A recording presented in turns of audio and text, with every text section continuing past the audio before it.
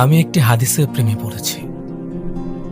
আপনি যখন নিজ কক্ষে নীরবে কান্না করবেন, আল্লাহ তখন ফেরেশতাদের উদ্দেশ্য করে বলেন, কোন জিনিস আমার বান্দার চোখে পানি আনলো? ফেরেশতাগণ বলেন, আপনার বান্দা সুখে নেই, আপনার বান্দা অনেকদিন হাসেনি। এই বলে ফেরেশতাগণ কান্না করতে থাকেন এবং আল্লাহকে বলেন, হে আমার রব, আপনি জানেন আপনার এই বান্দার হৃদয়ে কি রয়েছে, অতএব আপনি তার জন্য সবকিছু সহজ করে দিন। আল্লাহ বলেন,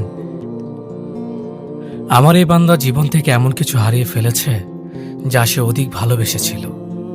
অতএব আল্লাহ বলেন, আমি শপথ করছি, আমার এই বান্দা তার জীবন থেকে যা হারিয়েছে তার চেয়ে উত্তম জিনিস আমি তার জীবনে এনে দেব, যা দেখে দুনিয়া ও আখিরাতের সবাই বিস্মিত হবে। সুবহানাল্লাহ।